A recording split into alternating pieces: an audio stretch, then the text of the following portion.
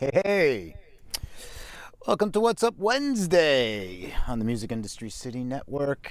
I'm Peter Schwing, and this is where we talk about what's going on in the world of music. So we usually pick up some articles, scour the World Wide Web of what we feel is important and maybe what you should feel is important too. They show up right there. This is what we're going to talk about today.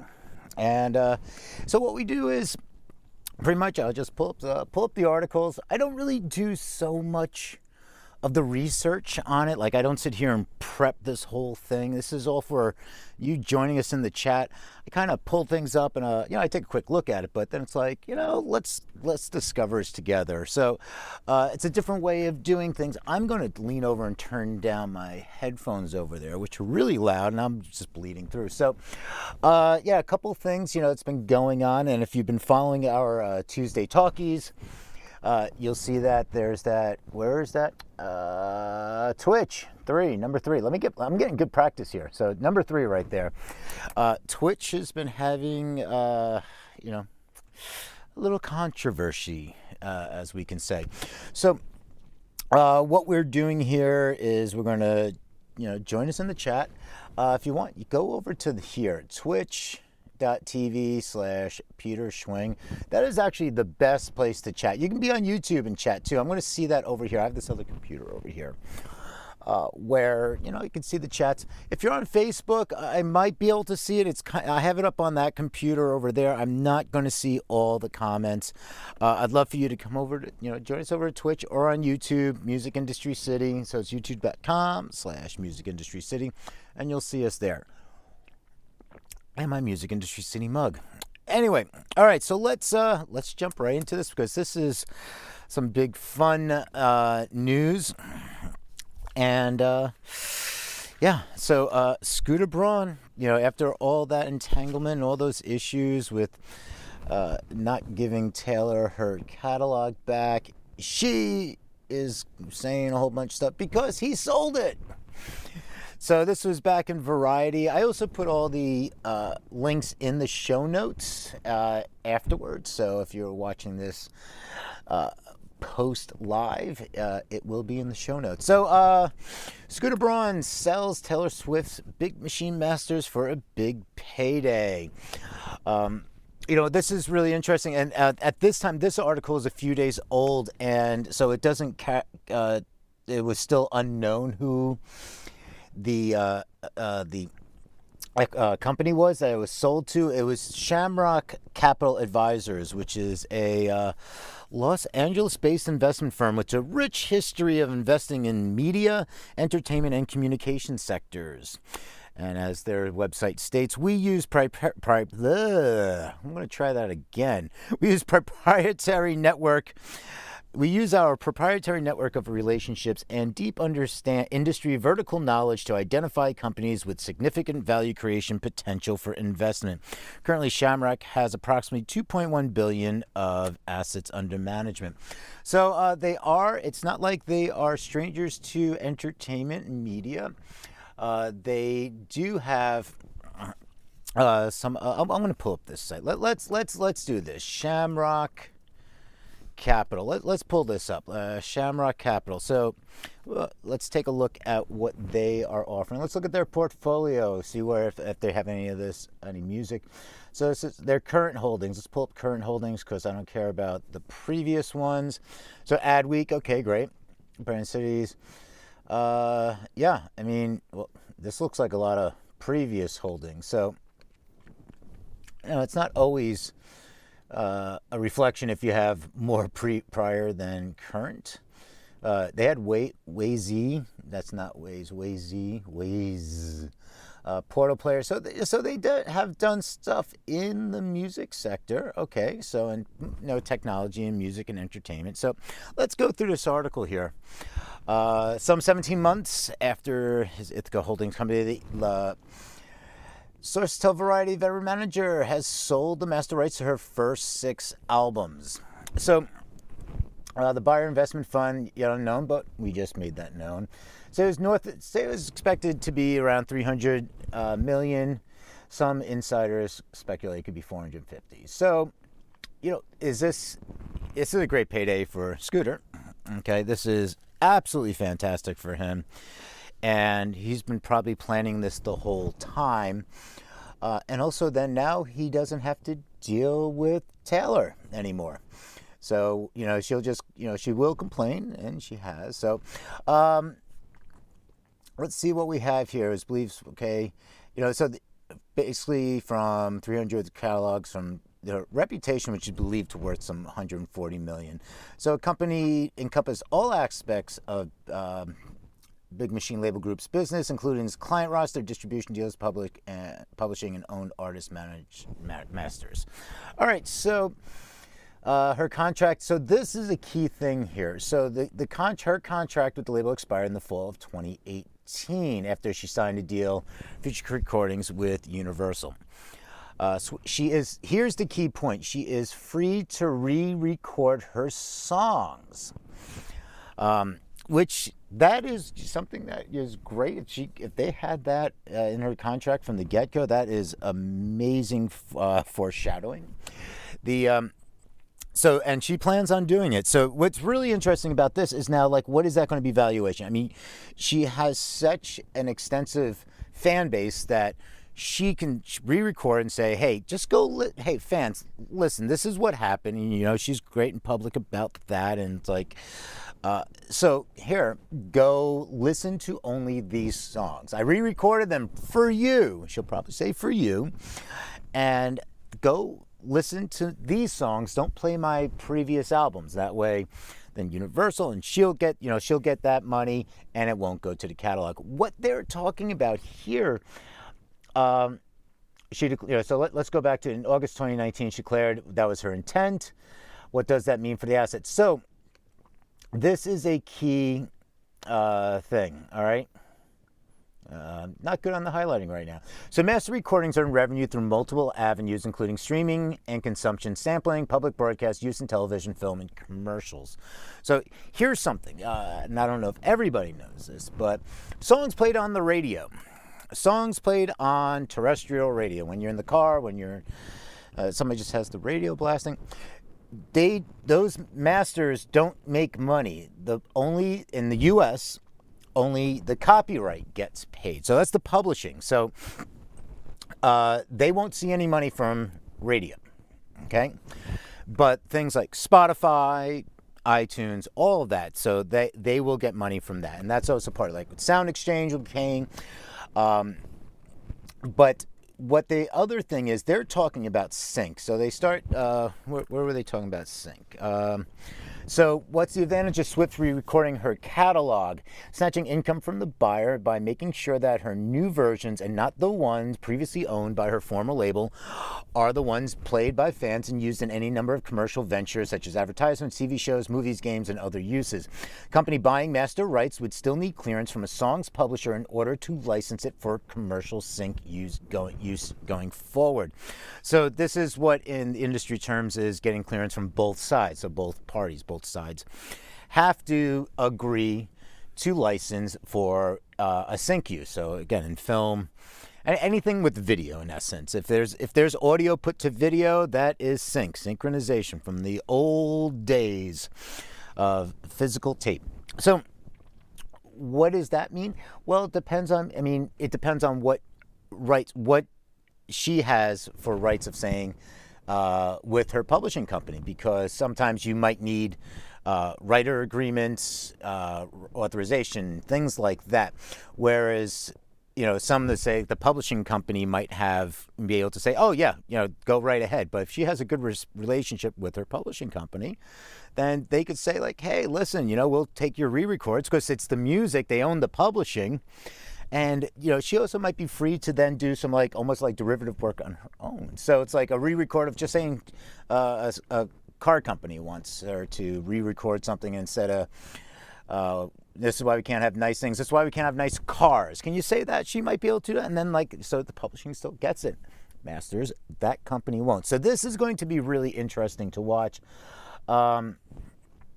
Let's see, Carlyle Group, okay, blah, blah, blah. The deal is viewed as a big win. Of course, he profited handsomely. He was also harshly and publicly criticized by Swift, who labeled him as a bully.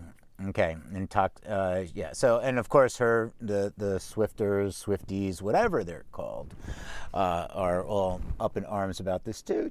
Rightfully so, and some way. So, Soros family, things like that. So, so Swift elaborated. Well, I do sleep well at night, knowing that I'm right, and knowing that in 10 years we have a good thing. And I spoke about artists' rights. So Variety reached out to both parties, had not heard back at this time for that. So let's see what's going on in other news of Bandcamp. So this was over in TechCrunch. Again, I'm going to put the links down below here.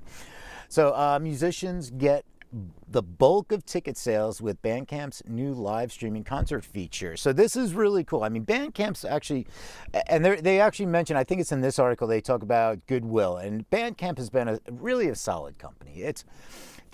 You can't complain about Bandcamp. They've been really there to support the artists. I've spoken with Fabrice Sargent many times. And they really are good people. I legit can say this is one of those companies I really enjoy. And I think they're doing great. And especially when the pandemic hit, they really turned it into they pivoted really quickly to be able to help out the artists. And, instead of, because, it's about shows, they were promoting shows. Well, how can we turn this into live streaming? How can we help you promote your live streaming show? So, Masarans Braque, Bandcamp has something of a lifesaver for many artists who make fractions of a cent on streaming revenue. Other things, site has set up the widely popular Bandcamp Fridays, wherein it waives its fees for 1 week a month. Now it's getting into live streaming as musicians look for ways to offer remote performances for fans. So, and this is here they talk about the goodwill here. For one thing, it's got goodwill going for it, and they already have the integrations built in. So.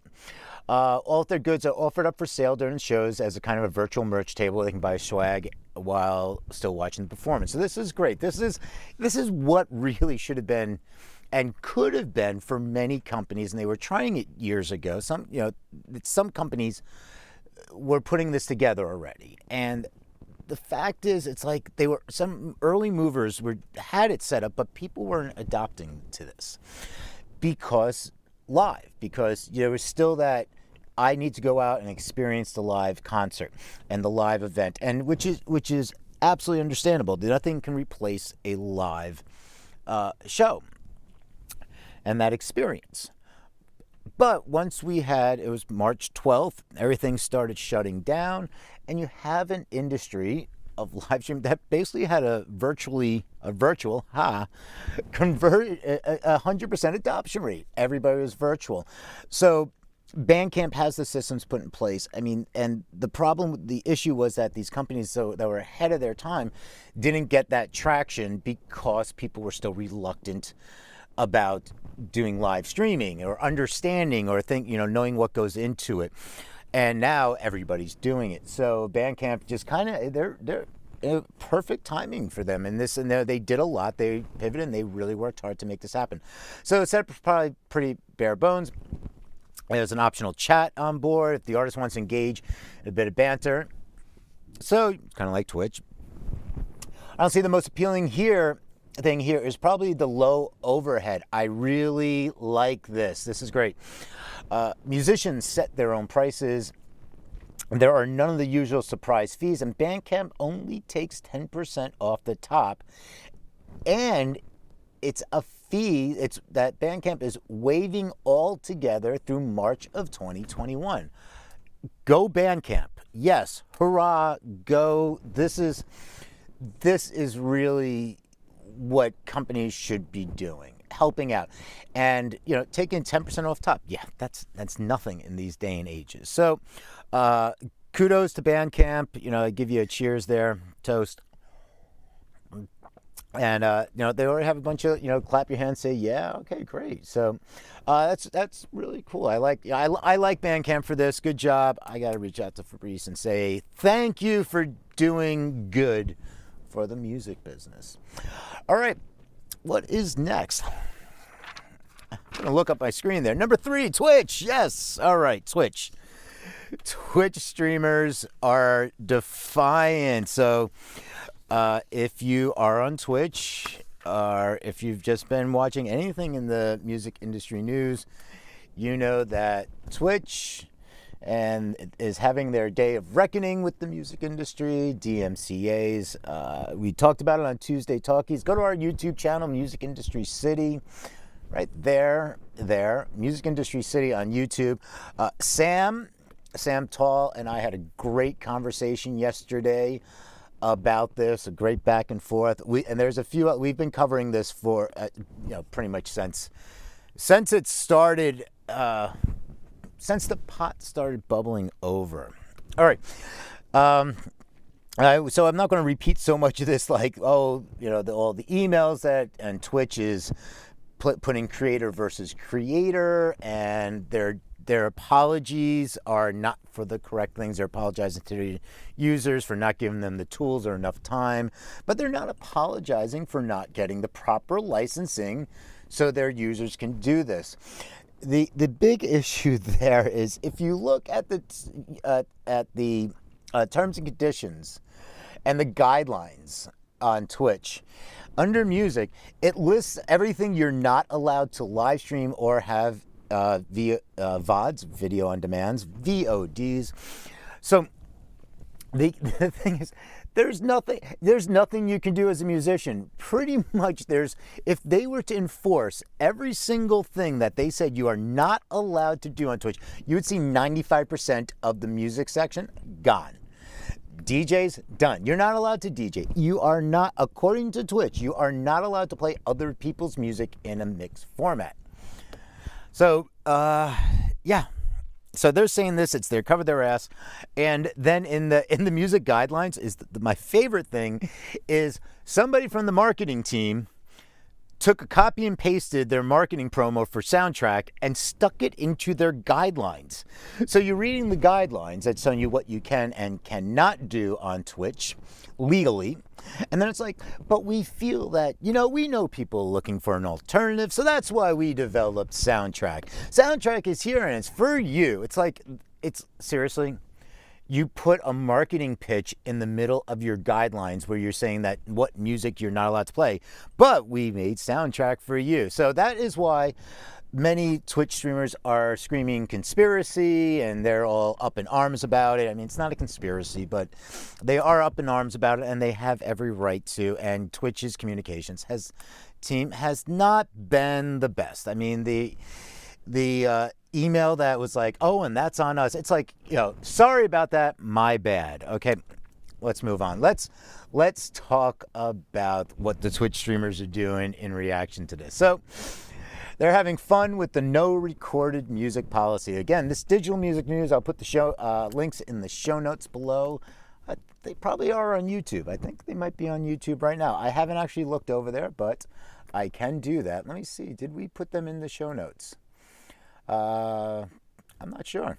I can't tell because once you go live, all right. Anyway, it doesn't matter. If you're there, go take a look. Let us know. All right, my stream health is looking good. While I'm over here, let me see how everything's going. Cool. So Twitch streamers are having fun with the no recorded music policy. I like this. Twitch told, okay, no recorded, streamers are protesting, okay, some players, so here's the thing, so some sound effects like a chime of a grandfather clock or a gust of wind are enough to trigger DMCA complaints. Yes, that is true. So here's the thing about DMCA, it's a copyright act. It is not a music copyright act, okay? It's not, the M stands for millennial, not music. And copyright covers all forms of art creation. Okay, so a sound that is created specific to something that they're using. So if I customize and create my own sound, that is trademarkable. If it's an identifying sound, so while it might not have a note attached to it, for instance, if I make a sound that's like that can have notes, you could probably transcribe that. But if that is a branded sound, so think of any of these companies that have a sound brand, okay? Ding, ding, ding, okay? 3 notes, that is a trademark. Law and Order, there's your greatest example, okay? So you associate that sound with the brand. If it's an original creation, it's covered.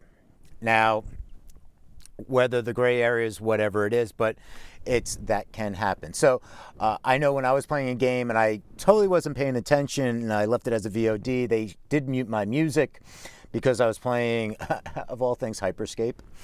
So I was playing Hyperscape because I'm not a gamer and I was just trying to practice, and since I know nobody's actually over in the Hyperscape room, there's only like 230 something followers now. It was hot for a week. So I don't want anybody to find me and watch me get annihilated within the first 5 seconds of the game. But the platform, they didn't mute like during in game, but because when you're in the lounge there, they have music playing. So, and I didn't mute that. So, I get it.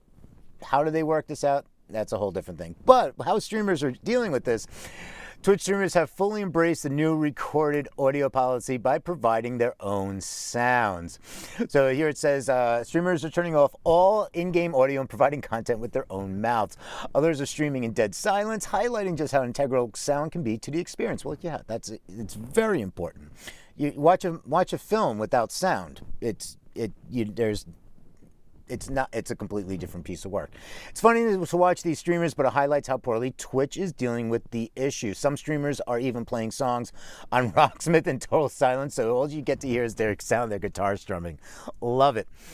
People still watching, but how long will total silence be entertaining? And that's part of it. So, I talk about it, go back to check it out on the YouTube, Tuesday Talks. I'm not going to reiterate, but I mean, there's things like, somebody got banned because, and there might be more to this. There has to be more to the story, but got banned because they were on the street and a car passed by and was playing a Kanye song or something like that, and they got banned.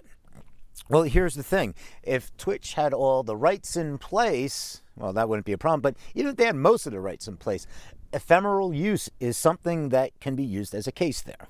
Because that's kind of like when you're watching television or a sporting event on TV and they have background audio. They can't mute out every single audio piece of music that maybe the stadium is playing. So it falls under this ephemeral use, which is still another gray area within a gray area. So it's more like a battleship gray color.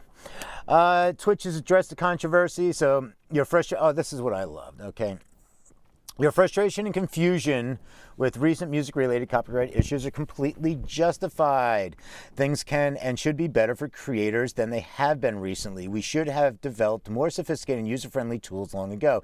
To all the creators that lost their community's best moments, we're sorry this shouldn't have happened. Check out Devin Nash. Devin Nash can pull up any... If people have deleted their content on Twitch, Devin Nash will find it for you because he's done it and he can still find his own content. And that's something of an issue. So check out Devin Nash. He's got a whole bunch of videos on this. You're not going to find his videos on Twitch because he's taken down all his VODs, but you can find them on his YouTube channel.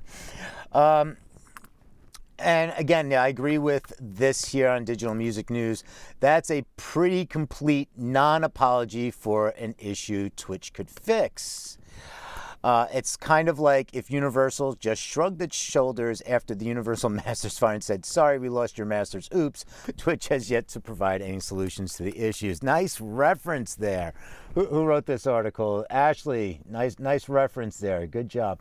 But yeah, no, it was totally a non-apology because, and if you notice, they say, things can and should be better for creators than they have been released recently. Well, guess what? You've been putting, and Emmett in his speech at GlitchCon, he keeps on referring to creators. Yes, creators on your platform. How about you rephrase it? Creators on your platform. Because you know something? The music that you're using is made by creators. So Emmett and the Twitch team has been putting creator versus creator. So the creators on Twitch are mad at the music industry. And everybody's blaming the music industry. It's like, well, no, you're not blaming. You can't blame the music industry. And then people are like, oh, the greedy record labels. Well, yeah, okay. All right. I'm not going to argue there. But the fact is, creator content there's rules. You're putting creator versus creator. Figure out how to make the creators work together. Because I know the musicians would love to have their music and that exposure, and I'm not talking about getting exposure for exposure points, But how do they make this work together is the key thing. How about creator and work something out? Bring both sides to the table. Inside, that's a different negotiation than what you're having with the industry. So they say they're at the negotiation table. We'll see about that. All right. Wow. It's dry in here. It's cold. It dropped down to like 30 degrees. So it's cold and it's a little dry. How's everybody doing today? All right. There was a big release today, but a lot of information from coming out of the UK. Let me pull this up. Where did it go? Here we go. So Guardian posted this, and I'll pull this up in a second. They're talking about a 50% shrinkage of the UK music industry. So that's not good. It's not disappearing totally, but it is. It's got some challenges. All right. UK music industry will halve in size due to COVID, says the report. So this is in the Guardian. Again, links in the show notes. Growth of 11% in 2019 predicted to reverse this year with collapse of live sector. So yeah, the shutdown stripped $3 billion from its contribution to the economy, and this is trickle down. Okay, it's when you have, this is talking about on the music side, but this is everything trickling down. This is merch sales. This is merchandise production. This is bars. This is staff. It's there's a lot. So UK Music, the umbrella organization representing the commercial music industry from artists and record labels to the live music sector, revealed that the industry grew by 11% last year to be worth $5.8 billion to the UK economy. Excellent. That's a good number. We'd like that to be bigger, larger, but it's changing. Years ago it was much lower, but now everybody started ramping back up in the last few years. UK measures the industry contribution. Okay, blah blah blah. UK music, the pandemic has dealt a catastrophic blow with tens of thousands out of the almost 200,000 people working in the industry at risk of losing their jobs. Quote, our music industry is a key national asset, as the report shows, and contributes $5.8 billion a year, generates $2.9 billion in exports, and supports almost 200,000 jobs. The UK music industry was a vibrant, fast-growing, and commercially successful sector before the pandemic hit. All right, so this is last year. The live music sector grew by almost a fifth to a record $1.3 billion. UK is known for its festivals. The festival market, UK was so ahead of the game with festivals. The festival market was huge before the US even caught on. You think we have big festivals here in the US? UK. When a festival can sell out in an hour before announcing their lineup, you're onto something. All right. In aggregate, 65% of the music creators' income will be lost as a direct consequence of COVID-19. This could extend to over 80% for those most relying on live performance. So yeah, a lot of those jam bands that just live on tour. It's a challenge. So they have the Culture Recovery Fund. Okay. All right. And then this is their pitch for supporting the Guardian. I love how they, following Joe Biden's victory in the 2020 election, a majority of Americans chose to vote. It's like basically they're using the Biden election to help garner support people for the Guardian. So I gotta appreciate that. You can check out more of the article. There is a 30-something page document, I believe, and that you can pull from. So check that out. I'll put that links in the show notes. So let me pull up one last final thing here. How's this looking? All right. Okay, great. So final thing, we're going to move over to Guitar Center. So this is File This Under. We saw this coming, and I think it's not like they're going to disappear. It looks like they're going to use this for a restructure. And there's so many things. I always found Guitar Center, the issue with Guitar Center is that it's called Guitar Center. So they kind of like lock themselves into like, oh, we're here for guitars. And it's always been, recording and everything. So you can find all sorts of instruments. But it's that whole branding thing. I've always just said, hey, are they ever going to change it? So Guitar Center recently announced a comprehensive restructuring plan. Key stakeholders have agreed to reorganize to the reorganization framework and equity group. Okay, blah blah blah. Committing up to $165 million to the process. Also on the capital front, Guitar Center plans to raise $335 million via a new round of senior secured notes, with UBS serving as lead placement agent, and has already negotiated a deal to receive $375 million in financing from, quote, certain of its existing note holders and ABL lenders. That's those asset-based lenders. In total, the company will look to reduce its debt nearly $800 million. So, they got a lot going on. It's brick and mortar. It's a lot of product. So it's a lot of storage. I mean, when you can go on Amazon and get something shipped the next day, I've ordered online from Guitar Center and they were really good. I'll give them, like there's also Sweetwater. Sweetwater, I love it because I also get some candies. You get the candies, and but both I've never had an issue with Guitar Center. Ordering directly from them as opposed to Amazon. It might take a day longer or something sometimes. I mean, but then again, on Amazon, there's more chance of price gouging and things like that. But I gotta say, Guitar Center has always been good to me. And even returns. The return policy. I ordered the Rodecaster. Yeah. It actually made this microphone, the Shure SM7B, sound bad. And I turned off all the filters, and I sent it back. I called in for a shipping return, an RMA, and they said, why do you like it? I'm like, it's terrible. This thing sounds terrible. It's great. It's great. If you're a podcaster starting out, it's excellent. Oh, the features on it. So I'm not tearing it apart from that, but from a production standpoint, it's just super, the high quality, no. Anyway, but I digress.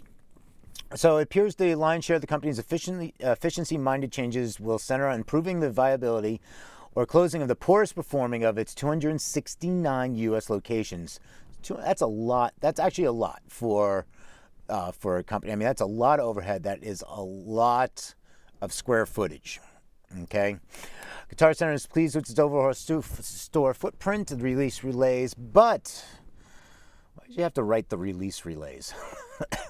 All right, but has engaged in A&G to explore opportunities to optimize its real estate portfolio and other agreements. All right, the CEO, this agreement will allow us to significantly reduce our debt and reinvest in our business in order to better serve customers and deliver on our mission of putting more music in the world. Okay, with 10 consecutive quarters of growth prior to the impact of COVID, we have been pleased with our resilient financial performance during these challenging times created by the pandemic. Music parent company filed Chapter 11. Okay, great. And so they came out with restructuring. So this is really, I hope everything works out. I don't want to see another brick and mortar store go. We want to support our local stores. It's important if there's a local store. But when people say, oh, don't support the big chains. Well, the big chains do have the opportunity to offer more value or more discounts. Support your, it's a balance. I look at it as a balance of saying support your local stores, but sometimes you can't because a price might be $20 or $50 out of your range. And maybe you can negotiate with them or something, but support local, support small, but understand that these in these times when there is so much on Amazon and delivery and overnight, these big stores where you can walk in and go play a guitar, you can actually physically touch a product and test it out. That is very important, and we don't want to see something like a Guitar Center close up. 48th Street over in New York City, which Music Row, or I forgot what it's called, if it's not Music Row. Music Row is Nashville. But it was basically, it used to be lined up with stores. It was just, you could just go from store to store to store to buy any piece of gear you wanted. Gone. Sam Ash, done. It's like it's important to even look at, so if you, I would say, when I talk about balance, if you're looking at buying on Amazon, you're looking at buying a new, mixer, a new microphone, go over to those stores. Go to Guitar Center, go to Sweetwater, go to your local shop. If you can purchase those over using Amazon, that helps this music economy in that sense. And that's really what I got to say to it. So, again, let us know all your thoughts. I am going to wrap this up, and let me just double check one thing here. So, again, tomorrow is Thursday, and that means we're going to do at 2 p.m. Eastern New Thoughts, and that's with Stephanie Carlin and myself. Stephanie comes over from the Tuesday Talkies team, and I really need to change that. So I'm not saying the Tuesday Talkies team. I'm gonna get through that. Okay, I'm gonna have some more coffee too. Rental Lips take 2. All right, and then tomorrow night, Freeform is where it's at. That is the after party for Twitch streamers. If you're a musician, you're in the music business, you're on Twitch. I mean, you can tune in on any of the platforms here, and by any I mean Facebook, YouTube, Twitch. But we prefer if you can come over to the Twitch or onto the YouTube, because that way you get more real-time engagement. Facebook puts an automatic 20-second delay. So if you say something in the chat there and I respond, it's going to take at least minimum 20 seconds from me saying it to you hearing it. You can't have a conversation that way. YouTube's a lot better. Twitch is amazing for that. It's almost real-time interaction. So would love to have you show up in that chat on Twitch or YouTube, and also you have the opportunity to come on the show. So we have a different layout, so we have different boxes. You can be in one of those, and we'd have a conversation about whatever you want to talk about, and we do the 60-second spotlight. So that's it for this week. I will see you hopefully tomorrow. So again, tomorrow is New Thoughts at 2 p.m., Freeform at 9 p.m. That's all on the Eastern Standard Time. Have a great week.